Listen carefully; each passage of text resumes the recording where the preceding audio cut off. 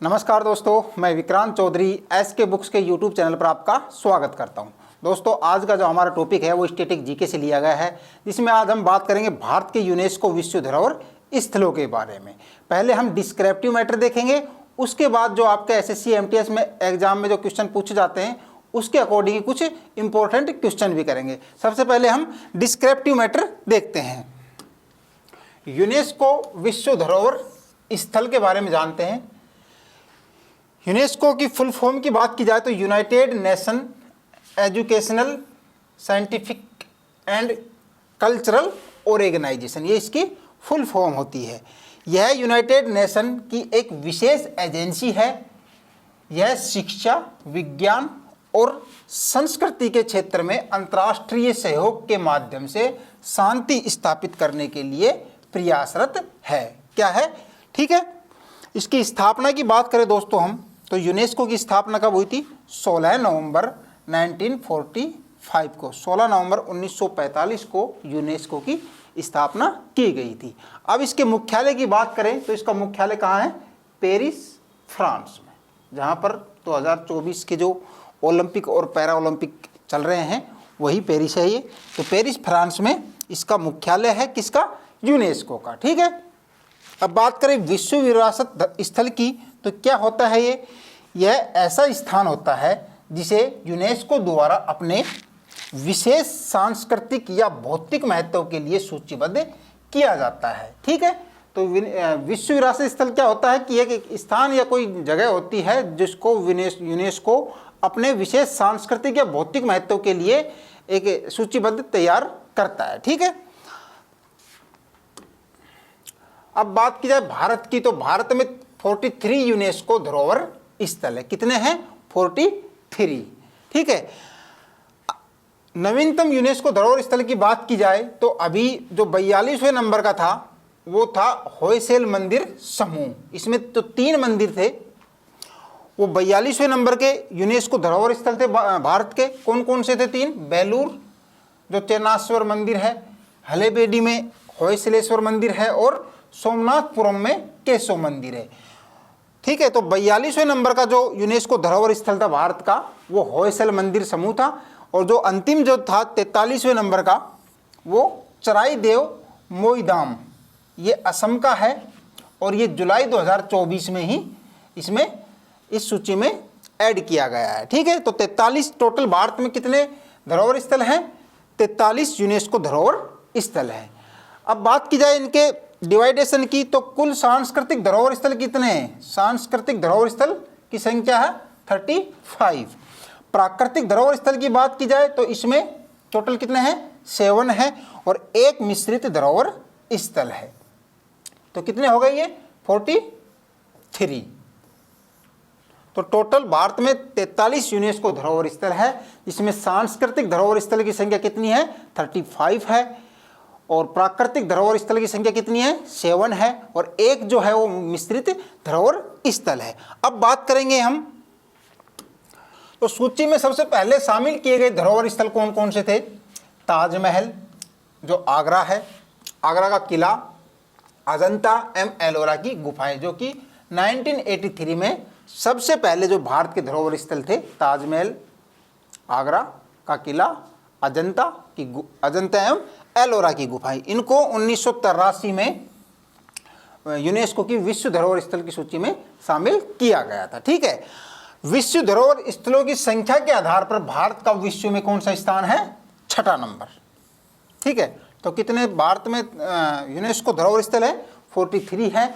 और वर्ल्ड की बात की जाए तो भारत का इसमें 6ठा स्थान आता है। ठीक है। पहले स्थान की बात की जाए तो इटली है जिसमें 58 धरोहर स्थल है। दूसरे की बात की जाए तो चाइना है जिसमें 56 है। तीसरे पे जर्मनी है जिसमें 51 है। और चौथे पे फ्रांस है जिसमें 49 है। अब बात की जाए आईकॉमस की, तो international council on monuments and site ने वर्ष 1982 में 18 अप्रैल को विश्व धरोहर दिवस के रूप में मनाने की घोषणा की थी। तो हर साल 18 अप्रैल को विश्व धरोहर दिवस के रूप में मनाया जाता है। ठीक है। अब कुछ संवैधानिक और विधायिक प्रावधान देख लेते हैं। भारतीय धरोहर से संबंधित संवैधानिक और विधायी प्रावधान क्या है? तो राज्य के नीति निर्देशक सिद्धांत, भाग 4 में आते हैं 36 से 51, आर्टिकल 36 से 51 तक राज्य के जो नीति निर्देशक तत्व हैं DPSP ये आते हैं। ठीक है, तो क्या कहता है ये अनुच्छेद 49 के अनुसार राज्य का दायित्व है कि वह संसद द्वारा बनाए गए कानून के तहत राष्ट्रीय महत्व के प्रत्येक स्मारक, कलाकृति, ऐतिहासिक महत्व की वस्तु अथवा स्थान को सुरक्षित करे। तो ये राज्य का जो नीति निर्देशक सिद्धांत है, इसमें आर्टिकल 49 ये कहता है कि राज्य का ये दायित्व बनता है कि वह संसद द्वारा बनाए गए जो कानून के तहत राष्ट्रीय जो महत्व के प्रत्येक स्मारक, कलाकृति या ऐतिहासिक महत्व की जो वस्तुएं हैं या स्थान है उसकी सुरक्षा करे, उसको संरक्षित करे। मौलिक कर्तव्य क्या कहते हैं? तो मौलिक कर्तव्य संविधान के अनुच्छेद 51(1) के अनुसार में कहा गया है। कितने मौलिक कर्तव्य? 11, है ना। 51(a) में है 11 मौलिक कर्तव्य। उसमें कहा गया कि यह भारत के प्रत्येक नागरिक का कर्तव्य होगा कि वह देश की संस्कृति की समृद्ध विरासत को महत्व दे और उसका संरक्षण करे। ठीक है, तो दो अनुच्छेद हैं, एक 49 है और एक 51 है। ठीक है, अब भारत के यूनेस्को विश्व धरोहर स्थल कितने हैं? टोटल 43 है। अब बात करेंगे हम सांस्कृतिक धरोहर स्थल की। भारत के यूनेस्को सांस्कृतिक धरोहर स्थल जो कितने हैं? 35 है। अब एक एक को हम जानेंगे, उनकी स्थिति जानेंगे, किस वर्ष उसको यूनेस्को की सूची में शामिल किया गया था, उसकी स्थिति क्या है। सबसे पहले बात की जाए ताजमहल, तो ताजमहल को कब शामिल किया गया था? 1983 में। कहाँ है ये? आगरा, उत्तर प्रदेश में। आगरा का किला, इसको भी 1983 में किया गया था, आगरा, उत्तर प्रदेश। एलोरा और अजंता की गुफाएं, इसको भी 1983 में शामिल किया गया था, जो कि कहाँ पर है? महाराष्ट्र में। सबसे पहले ये ताजमहल, आगरा का किला, एलोरा, अजंता की गुफाओं को शामिल किया गया था यूनेस्को की धरोहर स्थल की सूची में, जो कि 1983 में किया गया था। अब बात करें सूर्य मंदिर की, तो ये जो कोणार्क मंदिर है, सूर्य मंदिर, उसको 1984 में शामिल किया गया था, जो कि कहाँ पर है? उड़ीसा राज्य में पड़ता है। 5वें नंबर की बात करें तो महाबलीपुरम है। महाबलीपुरम में स्मारकों का समूह जो है उसको 1984 में शामिल किया गया था और इसकी स्थिति क्या है? तमिलनाडु है। 5 हो गए। 6ठे नंबर का देखते हैं, गोवा के चर्च और कॉन्वेंट, इसको 1986 में शामिल किया गया था और ये मध्य प्रदेश में है। खजुराहो स्मारकों का समूह, इसको भी 1986 में और ये गोवा राज्य में है। हम्पी में स्मारकों का समूह, इसको भी 1986 में और ये कहाँ पड़ता है? कर्नाटक राज्य में पड़ता है। फतेहपुर सीकरी की बात करें तो इसको भी 1986 में शामिल किया गया था और ये आगरा, उत्तर प्रदेश में पड़ता है। एलिफेंटा गुफाएं की बात करें तो इनको 1987 में शामिल किया गया था और ये महाराष्ट्र राज्य में है। ठीक है। ग्रेट लिविंग चोल मंदिर की बात करें तो इनको 1987 में शामिल किया गया था और ये कहाँ पर है? कर्नाटक राज्य में। पटडकल में स्मारकों का समूह, इनको भी 1987 में शामिल किया गया था और ये किस राज्य में पड़ता है? कर्नाटक राज्य में। टोटल 12 हो गए। 13 नंबर का देखते हैं, सांची में बौद्ध स्मारक 1989, कहाँ पर है ये? मध्य प्रदेश राज्य में। हुमायूं के मकबरों को शामिल किया गया था इसमें, तो ये 1993 में किया गया था, जो कि नई दिल्ली में है। कुतुब मीनार और स्मारक जो है उसको भी शामिल किया गया था, उसको 1993 में शामिल किया गया था और ये भी दिल्ली में है। और भारत के 3 पर्वतीय रेलवे स्टेशन, इनको 1999 में 1999 में इस सूची में शामिल किया गया था। कौन कौन से हैं? दार्जिलिंग जो कि पश्चिम बंगाल में पड़ता है, कालका शिमला जो कि हिमाचल प्रदेश में पड़ता है और नीलगिरी जो कि तमिलनाडु में पड़ता है। पर्वतीय रेलवे स्टेशन है दार्जिलिंग, कालका शिमला और नीलगिरी, इन तीनों को एक साथ 1999 में शामिल किया गया था। ठीक है, आगे देखते हैं। बोध गया में महाबोधि मंदिर, इनको 2002 में शामिल किया गया था, जो कि बिहार राज्य में पड़ता है। भीमबेटका के रॉक शेल्टर को 2003 में शामिल किया गया था, जो कि मध्य प्रदेश राज्य में पड़ता है। छत्रपति शिवाजी टर्मिनस को, जो पूर्व में विक्टोरिया टर्मिनस था, ठीक है, पहले क्या नाम था इसका, पूर्व में विक्टोरिया टर्मिनस, इनको 2004 में शामिल किया गया था, जो कि महाराष्ट्र राज्य में पड़ता है। ठीक है। चंपानेर पावगढ़ पुरातो पार्क, इनको भी 2004 में इस सूची में शामिल किया गया था, जो कि गुजरात राज्य में है। लाल किला परिसर को 2007 में शामिल किया गया था और ये दिल्ली में है। जंतर मंतर की बात की जाए तो इनको 2010 में शामिल किया गया था और ये जयपुर राजस्थान में, जयपुर राजस्थान की कैपिटल है, उसको 2010 में शामिल किया गया था। 22 हो गए हैं। 23वें नंबर की बात करें तो पश्चिमी घाट जो है उनको 2022 में शामिल किया गया था और ये जो क्षेत्र पड़ता है ये कर्नाटक, केरल, तमिलनाडु, महाराष्ट्र, राजस्थान का जो क्षेत्र पड़ता है उसको पश्चिमी घाट के नाम से जाना जाता है। कर्नाटक, केरल, तमिलनाडु, महाराष्ट्र और राजस्थान, इनको 2012 में शामिल किया गया था। राजस्थान के 6 पहाड़ी किले, जो किले हैं कौन कौन से हैं, कुंभलगढ़, आमेर का किला, चित्तौड़गढ़ का किला, गागरोन का किला, रणथंबोर दुर्ग और सोनारगढ़ का किला, ये जो 6 पहाड़ी किले हैं इनको 2013 में शामिल किया गया था राजस्थान के को। ठीक है, 6 किले हैं, इनको 2013 में शामिल किया गया था। रानी की वाव की बात की जाए तो ये 2014 में शामिल किया गया था और ये पाटन गुजरात में पड़ता है। ठीक है। 26वें नंबर की बात करें तो नालंदा महाविहार का पुरातत्व स्थल है, जो कि 2016 में शामिल किया गया था और कहाँ पर पड़ता है, ये बिहार राज्य में। ली कोरबुजी का वास्तुशिल्प आधुनिक आंदोलन में एक उत्कृष्ट योगदान को 2016 में शामिल किया गया था, ये चंडीगढ़ पंजाब में पड़ता है। अहमदाबाद ऐतिहासिक शहर, इनको 2017 में शामिल किया गया था और ये गुजरात राज्य में पड़ता है। मुंबई के विक्टोरियन गोथिक और आर्ट डेको एनसेबल, इनको 2018 में शामिल किया गया था और ये मुंबई महाराष्ट्र में पड़ता है। ठीक है।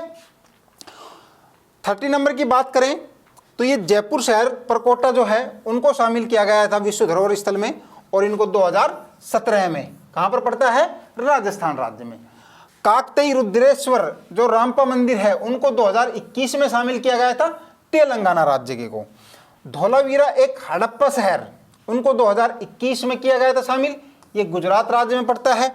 शांति निकेतन बीरभूम जिला 2023 में पश्चिमी बंगाल में। और कर्नाटक के होयसल मंदिर जो समूह है, 3 मंदिर हैं जो कि हल्बेडी में, बेलूर में और सोमनाथपुरा में, जो 3 मंदिर हैं इनको 2023 में शामिल किया गया था। कहाँ पर पड़ते हैं, कर्नाटक में। और जो अंतिम जो है चराईदेव मोरधाम, ये 2024 जुलाई 2024 में शामिल किया गया था, असम में, असम का है ये लेटेस्ट है, तो ये आपको एग्जाम में जरूर देखने को मिल सकता है। तो 35वें नंबर का कौन सा है, चराईदेव मोरइदाम, जो कि जुलाई 2024 में यूनेस्को की विश्व धरोहर स्थल की सूची में शामिल किया गया था। 35 टोटल थे, 35 हो गए हैं। अब बात करेंगे यूनेस्को के प्राकृतिक धरोहर स्थल की। इनकी संख्या कितनी है, 7 प्राकृतिक धरोहर स्थल। वो सांस्कृतिक धरोहर स्थल थे जिनकी संख्या कितनी थी, 35 थी। अब बात करेंगे प्राकृतिक धरोहर स्थलों की, कितनी संख्या है इनकी, 7। एक एक को जानते हैं। काजीरंगा राष्ट्रीय उद्यान कहां पर पड़ता है, असम में पड़ता है, जिनको 1985 में शामिल किया गया था। केवलादेव राष्ट्रीय उद्यान कहां है, राजस्थान में है, जिनको भी 1985 में शामिल किया गया था। मानस वन्य जीव अभ्यारण्य जो असम राज्य में पड़ता है, इनको भी 1985 में शामिल किया गया था। नंदा देवी और फूलों की घाटी राष्ट्रीय उद्यान कहाँ है, ये उत्तराखंड राज्य में, और इनको कब शामिल किया गया था, 1988 में। इसके अलावा सुंदरवन राष्ट्रीय उद्यान की बात करें तो पश्चिम बंगाल राज्य में पड़ता है, इनको 1987 में शामिल किया गया था। पश्चिमी घाट की बात करें तो इनको 2012 में, और ग्रेट हिमालय नेशनल पार्क जो कि हिमाचल प्रदेश में पड़ता है, इनको 2014 में शामिल किया गया था। तो प्राकृतिक धरोहर स्थलों की संख्या कितनी है, 7 है, और ये 7 मैंने आपको बता दिया है। अब बात की जाए मिश्रित धरोहर स्थल की तो कितनी है संख्या इनकी, टोटल 1 है। कौन सा, कंचनजंगा राष्ट्रीय उद्यान कहाँ पर है, ये सिक्किम है, जिनको 2016 में शामिल किया गया था। तो टोटल कितने हो गए, 43 हो गए। सांस्कृतिक धरोहर स्थल की संख्या कितनी है? 35 है। प्राकृतिक धरोहर स्थल की संख्या कितनी है? 7 है। और एक जो है मिश्रित है। तो टोटल कितने हो गए सांस्कृतिक यूनेस्को के धरोहर स्थलों की संख्या? 43 हो गए। ठीक है, अब बात करते हैं हम भारत में यूनेस्को संरक्षित बायोस्फीयर रिजर्व। यूनेस्को ने पहली बार 1971 में बायोस्फीयर रिजर्व के कार्यक्रम की शुरुआत की और भारत के कुल 12 बायोस्फीयर रिजर्व में से 11 यूनेस्को के वर्ल्ड नेटवर्क बायोस्फीयर रिजर्व, जिसको WNBR भी बोला जाता है, के तहत शामिल किया गया था। ठीक है, तो भारत के कुल 18 बायोस्फीयर रिजर्व में से 11 जो हैं वो यूनेस्को के वर्ल्ड नेटवर्क बायोस्फीयर रिजर्व की सूची में शामिल है। इनके बारे में जानते हैं। जो 11 हैं वो कौन कौन से हैं?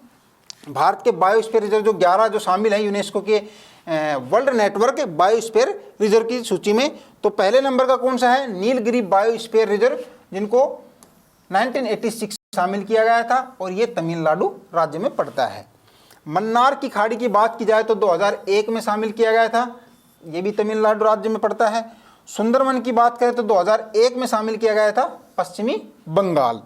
नंदा देवी की बात करें तो 2004 में शामिल किया गया था, उत्तराखंड राज्य में। 5वें नंबर की बात करें तो नेकरेक, जिनको 2009 में शामिल किया गया था, मेघालय राज्य में पड़ता है। 6ठे नंबर के जो है वो सिमलीपाल है, जिनको 2009 में शामिल किया गया था, उड़ीसा राज्य में है। और 7वें नंबर का अचान कमार अमरकंटक, जिनको 2012 में शामिल किया गया था, मध्य प्रदेश छत्तीसगढ़ राज्य में पड़ता है। ग्रेट निकोबार की बात करें तो 2013 में शामिल किया गया था, ये ग्रेट निकोबार द्वीप समूह में पड़ता है। और अगस्त्यमाला की बात की जाए तो 2016 में शामिल किया गया था, केरल और तमिलनाडु राज्य में पड़ता है। कंचनजंगा की बात करें तो 2018 में शामिल किया गया था, सिक्किम राज्य में है। और पन्ना की बात की जाए तो 2020 में शामिल किया गया था, मध्य प्रदेश राज्य में पड़ता है। तो टोटल 11 हो गए हैं ये। ठीक है, अब बात करते हैं हम यूनेस्को के रचनात्मक शहरों का network, UNESCO creative cities network, UCCN। UCCN जो है उसमें भारत के कितने शहर हैं उनके बारे में भी चर्चा करेंगे। सबसे पहले इसके बारे में जान लेते हैं। इसे वर्ष 2004 में प्रारंभ किया गया था।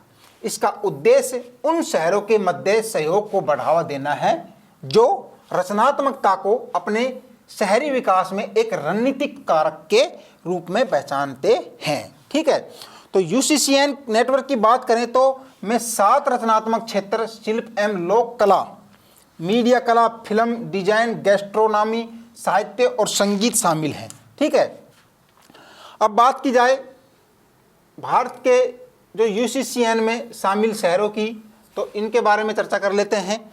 सबसे पहले बात की जाए वाराणसी, जिसको बनारस के नाम से जाना जाता है, और ये संगीत का रचनात्मक शहर कहा जाता है, जिनको 2015 में इस सूची में शामिल किया गया था। ठीक है, जयपुर की बात करें दोस्तों तो राजस्थान में पड़ता है, राजस्थान की कैपिटल है, और इनको शिल्प और लोक कला के लिए इस सूची में शामिल किया गया, जिनको 2015 में इस सूची में शामिल किया गया था।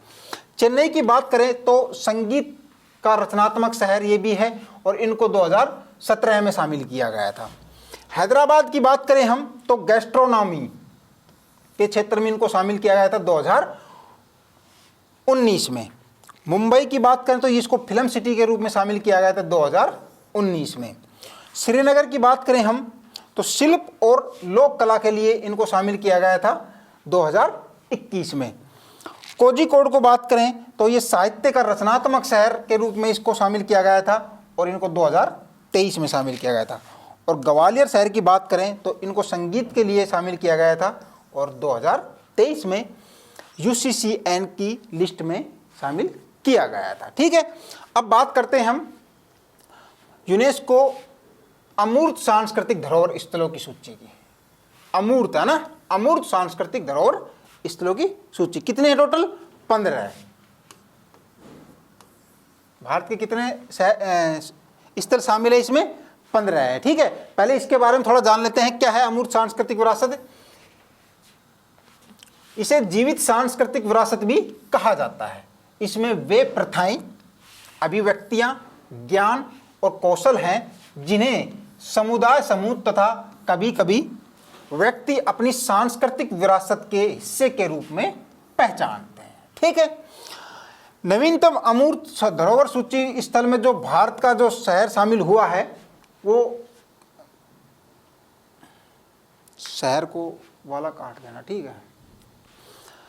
सूची में जो स्थल शामिल है वो 15वां नंबर का है। गरबा नृत्य कहाँ से है? गुजरात में, जिनको 2023 में शामिल किया गया था। अब इन टोटल 15 स्थलों को जान लेते हैं। तो वैदिक मंत्रोच्चारण की परंपरा, जिनको 2008 में शामिल किया गया था। रामलीला रामायण का पारंपरिक प्रदर्शन, इनको 2008 में शामिल किया गया था। कुटियाट्टम संस्कृत थिएटर, इनको 2008 में शामिल किया गया था।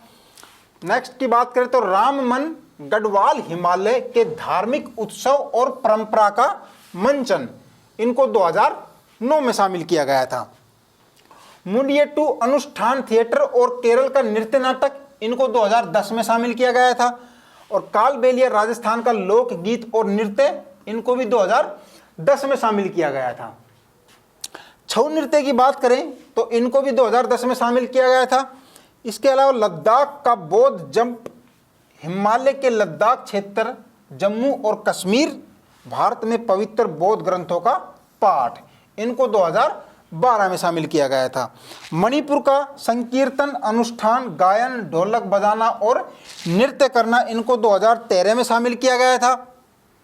10वें नंबर की बात की जाए तो जंडियाला ग्रुप पंजाब भारत के ठठेरों के बीच पारंपरिक तौर पर पीतल और तांबे के बर्तन बनाने का शिल्प, जिनको 2014 में शामिल किया गया था। योग की बात करें तो 2016 में शामिल किया गया था। नवरोज की बात करें तो इनको भी 2016 में शामिल किया गया था। ये पारसी नववर्ष है नवरोज, इनको शामिल किया गया था। 13 नंबर की बात करें तो कुंभ मेला, इनको 2017 में शामिल किया गया था।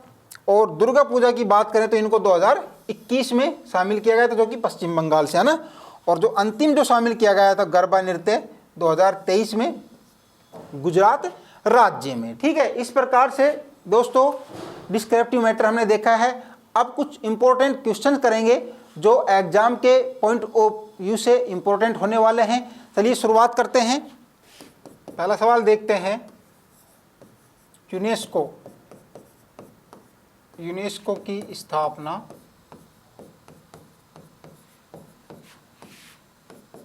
कब हुई? ठीक है, ऑप्शन देता हूं। 16 अप्रैल 1945।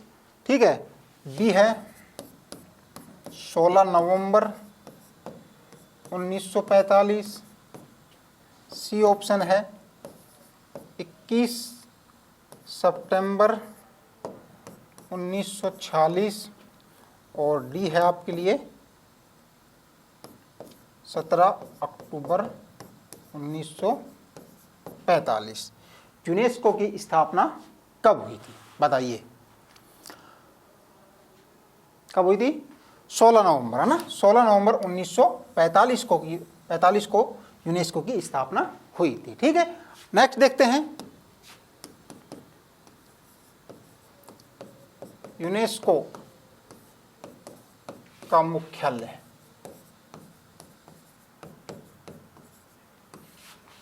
कहाँ स्थित है?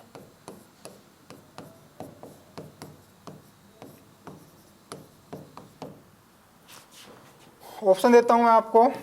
ए है पेरिस फ्रांस,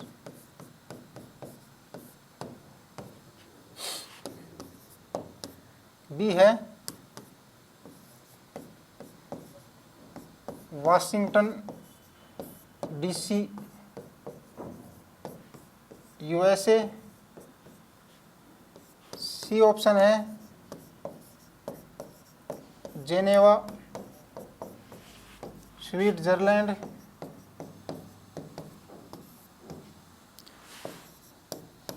डी है इनमें से कोई नहीं।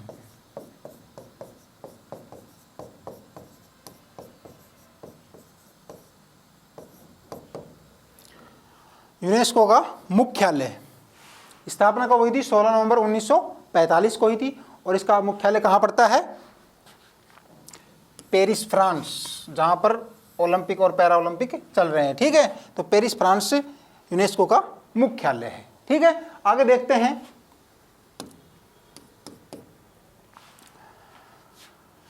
भारत में यूनेस्को धरोहर स्थल हैं। भारत में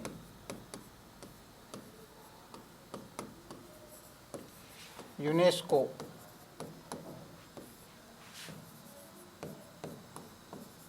धरोहर स्थलों की संख्या या स्थल हैं।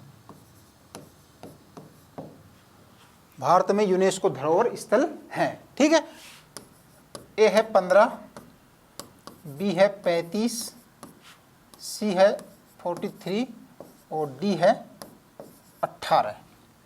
भारत में यूनेस्को धरोहर स्थलों की संख्या कितनी है? 15, 35, 43 या फिर 18? बताइए कितने? 43। और लेटेस्ट कौन सा था? असम वाला ना। तो 43 टोटल कितने धरोहर स्थल हैं भारत के यूनेस्को की सूची में शामिल? 43। ठीक है, आगे देखते हैं।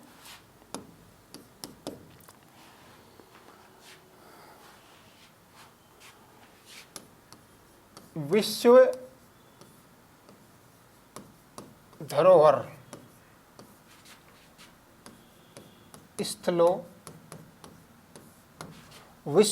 स्थलों की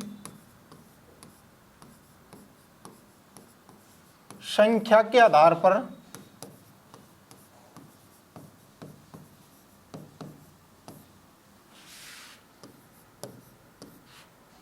भारत का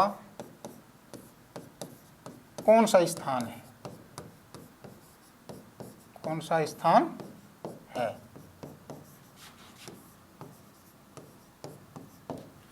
विश्व धरोहर स्थलों की संख्या के आधार पर भारत का विश्व में कौन सा स्थान है? ठीक है, ऑप्शन है, ए है 5वें नंबर का, बी है 6ठे नंबर का, सी है 7 नंबर और डी है 8 नंबर।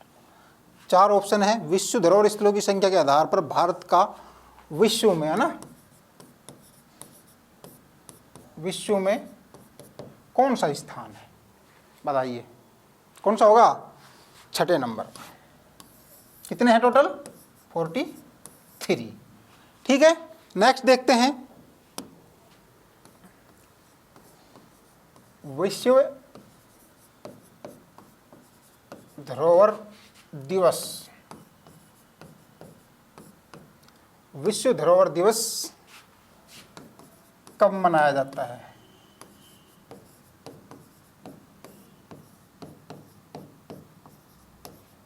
प्रतिवर्ष मनाया जाता है।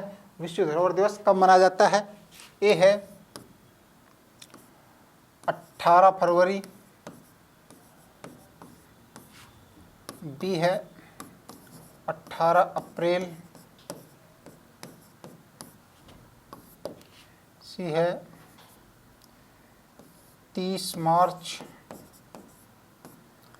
और डी है 16 सितंबर। विश्व धरोहर दिवस प्रतिवर्ष कब मनाया जाता है? 18 फरवरी, 18 अप्रैल, 30 मार्च या फिर 16 सितंबर? बताइए कब मनाया जाता है? 18 अप्रैल को प्रतिवर्ष विश्व धरोहर दिवस मनाया जाता है। ठीक है, नेक्स्ट देखते हैं।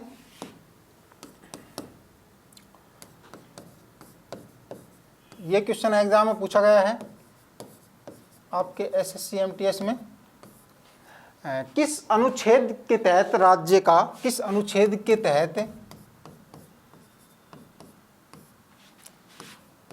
राज्य का यह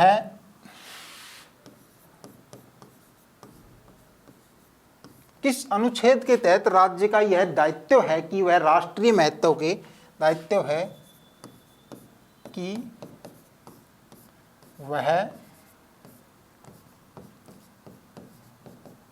राष्ट्रीय महत्व के स्मारक कलाकृति स्मारक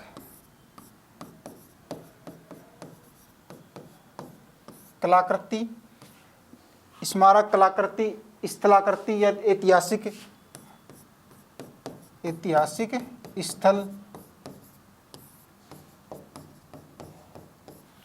किस अनुच्छेद के तहत राज्य का यह दायित्व है कि वह राष्ट्रीय महत्व के स्मारक कलाकृति, ऐतिहासिक महत्व की वस्तु, ऐतिहासिक महत्व की वस्तु कर देते हैं इसको, ठीक है, ऐतिहासिक महत्व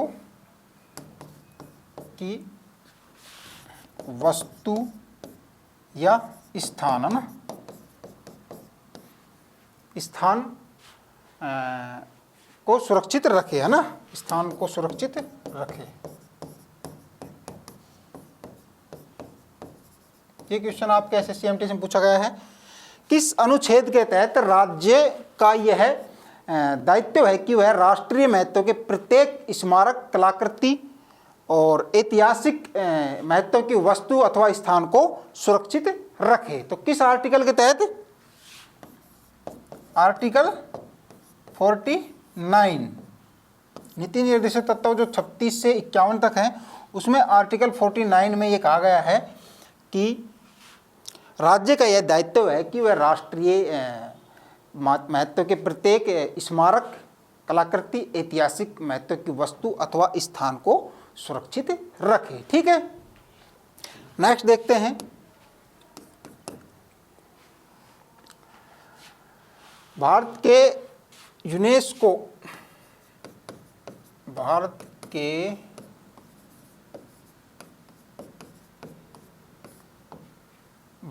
के यूनेस्को सांस्कृतिक धरोहर स्थल, यूनेस्को सांस्कृतिक धरोहर स्थल, भारत के यूनेस्को सांस्कृतिक धरोहर स्थल का नवीनतम स्थल कौन सा है? धरोहर स्थल का नवीनतम स्थल कौन सा है? भारत के यूनेस्को सांस्कृतिक धरोहर स्थल का नवीनतम स्थल कौन सा है? ऑप्शन देता हूं मैं आपको। ए है जयपुर शहर परकोटा,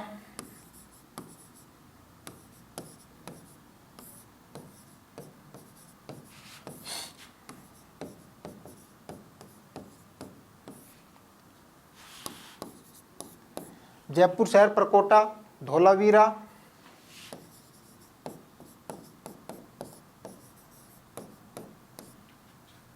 सी है रानी की वाव,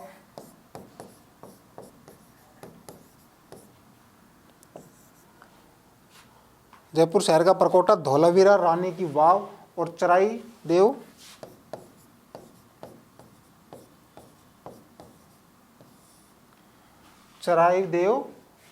मोरीधाम।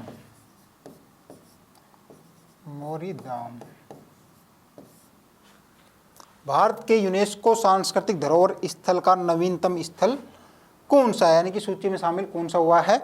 तो ऑप्शन डी आपका राइट आंसर होगा, चराई देव मोरीधाम, जो कि जुलाई असम में पड़ता है ये, और ये जुलाई 2024 में शामिल किया गया था। लेटेस्ट है ये, और ये करंट का सवाल भी बनता है, तो आपको एग्जाम में ये जरूर देखने को मिल सकता है। नेक्स्ट देखेंगे, भारत में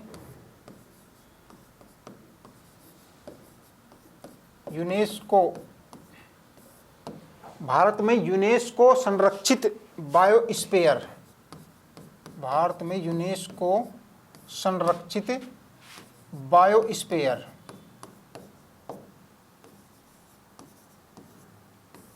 भारत में यूनेस्को संरक्षित बायोस्फीयर, फेयर है ना, स्फीयर कितने हैं? ठीक है, कितने हैं? भारत में यूनेस्को संरक्षित बायोस्फीयर कितने हैं? ऑप्शन देता हूं। ए है 7, बी है 11, सी है 18 और डी है 35। बताइए, यूनेस्को संरक्षित बायोस्फीयर है ना, संरक्षित बायोस्फीयर कितने हैं? 7, 11, 18 या 35? कितने हैं? 18। ठीक है, 18 हैं। लेकिन जो यूनेस्को की वर्ल्ड नेटवर्क बायोस्फीयर रिजर्व है, वर्ल्ड नेटवर्क बायोस्फीयर रिजर्व है, उसमें भारत के 11 शहर शामिल हैं। यूनेस्को की वर्ल्ड बायोस्फीयर रिजर्व है, बायोस्फीयर रिजर्व में शामिल है ना। टोटल तो भारत के कितने हैं? 18 है, लेकिन जो 11 हैं वो वर्ल्ड बायोस्फीयर रिजर्व में शामिल है। ठीक है, नेक्स्ट देखेंगे,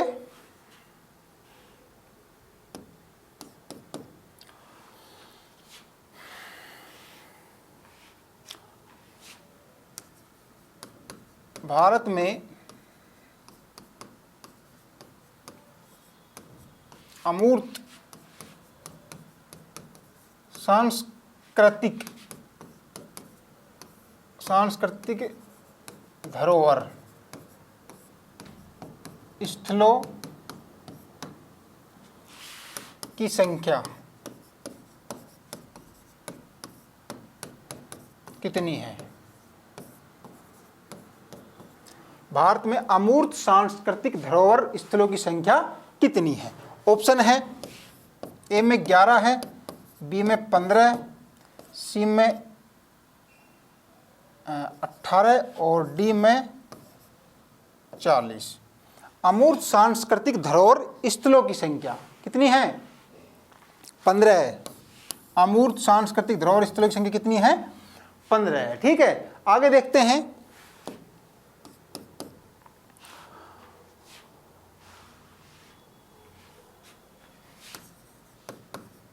भारत के यूनेस्को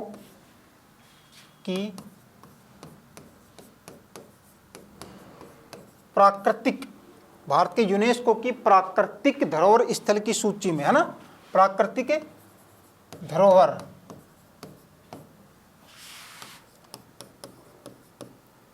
स्थल की सूची में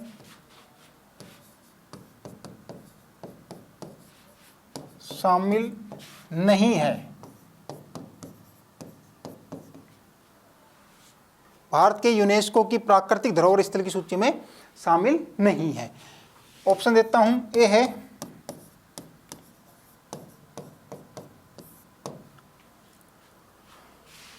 कांजीरंगा राष्ट्रीय उद्यान,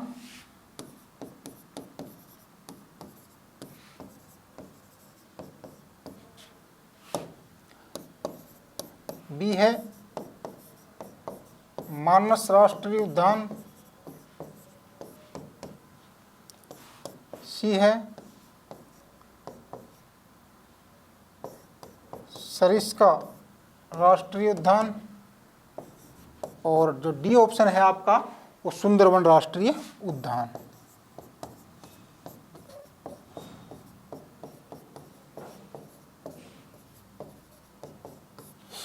भारत के यूनेस्को की प्राकृतिक धरोहर स्थल की सूची में शामिल या सम्मिलित नहीं है। तो कौन सा नहीं है? सरिस्का। ठीक है, सरिस्का आपका इसमें राइट आंसर होगा।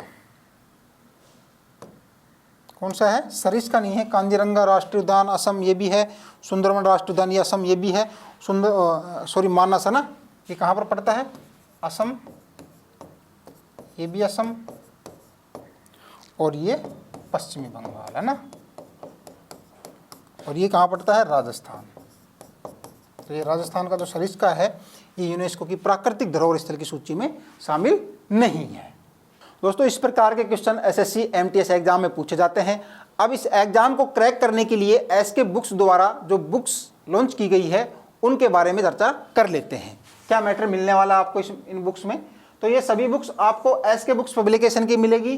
फर्स्ट की बात करें तो यह एसएससी द्वारा आयोजित मल्टीटास्किंग गैर तकनीकी स्टाफ एमटीएस एम हवलदार CBI, सी एंड CBN भर्ती परीक्षा के लिए ये स्पेशल गाइड तैयार की गई है। इस गाइड में आपको क्या क्या मैटर मिलने वाला है वो आपको बता देता हूँ। तो सिलेबस के अनुसार जो आपका सिलेबस है, सामान्य अध्ययन, गणित, इंग्लिश व तर्क शक्ति, जो आपका सिलेबस है उस सिलेबस के अकॉर्डिंग इस गाइड को तैयार किया गया है। इस गाइड में आपको 2011 SSC MTS 2011 से लेकर अब तक के प्रश्नों का चैप्टर वाइज, टॉपिक वाइज और टाइप वाइज बिल्कुल सिस्टमेटिक तरीके से मैटर मिल जाएगा। साथ ही सभी प्रश्नों की संपूर्ण व्याख्या, इसमें QR कोड दे रखा है, आप QR कोड स्कैन कीजिए और उसकी आप स्कैन करने के बाद में कंप्लीट एक्सप्लेनेशन आप PDF के माध्यम से देख सकते हैं और इसको लेटेस्ट पैटर्न के अनुसार बनाया गया है। इसके कॉम्बिनेशन की बात करें हम तो ये अभ्यास पेपर सेट है जिसमें आपको 24 पेपर्स मिलेंगे, यानी कि एग्जाम से पहले अगर आपने 24 बार प्रैक्टिस कर ली, 24 पेपर सेट निकाल लिए तो आप अपनी परीक्षा का लेवल अच्छा कर सकते हैं। सामान्य ज्ञान की बात करें दोस्तों तो सामान्य ज्ञान के लिए SSC GD व MTS के लिए ये गाइड बहुत ही शानदार होने वाली है। इस गाइड में आपको SSC GD व MTS 2011 से लेकर अब तक के प्रश्नों का चैप्टर वाइज, टॉपिक वाइज संकलन मिलेगा। साथ ही SSC GD व MTS की परीक्षाओं में जो सामान्य अध्ययन यानी कि GK के जो प्रश्न आते हैं उन्हीं के स्तर की अन्य परीक्षाओं के जो प्रश्नों का भी इसमें समावेश किया गया है। SSC की पुरानी MCQ व नई TCS MCQ के प्रश्न भी इसमें आपको देखने को मिलेंगे और सभी प्रश्नों की आपको संपूर्ण व्याख्या देखने को मिलेगी, क्योंकि दोस्तों व्याख्या यानी कि एक्सप्लेनेशन से भी एग्जाम में क्वेश्चन बन जाते हैं और इसको लेटेस्ट पैटर्न के अनुसार बनाया गया है। साथ ही बात की जाए सामान्य ज्ञान की तो सामान्य ज्ञान वृत्त के नाम से दोस्तों ये बुक है जो कि सभी प्रतियोगी परीक्षाओं के लिए बहुत ही अच्छी बुक है। आप चाहे SSC की तैयारी करो, रेलवे की तैयारी करो या फिर स्टेट गवर्नमेंट की किसी भी भर्ती की आप तैयारी करते हो, उसमें सामान्य ज्ञान का पार्ट ज़रूर आता है और सामान्य ज्ञान के स्तर को अगर आप अच्छा करना चाहते हैं, लेवल शानदार करना चाहते हैं तो इस गाइड के माध्यम से आप कर सकते हैं। इसमें आपको आसान भाषा में समझाया गया है, टॉपिक वाइज इसमें डिटेल मिल जाएंगे आपको। तो ये सभी बुक्स आप ऑनलाइन भी परचेज कर सकते हैं और आप अपने नज़दीकी बुक स्टोर से भी प्राप्त कर सकते हैं। ऑनलाइन परचेज करने के लिए आपको लिंक डिस्क्रिप्शन बॉक्स में मिल जाएगा। दोस्तों इस चैनल पर हम SSC MTS व अन्य सभी भर्तियों से संबंधित इंपॉर्टेंट जानकारी और स्टडी मटेरियल उपलब्ध करवाते रहेंगे। तो वीडियो को लाइक करें, चैनल को सब्सक्राइब करें, अपने दोस्तों के साथ शेयर करें। मिलेंगे नेक्स्ट वीडियो में। जय हिंद।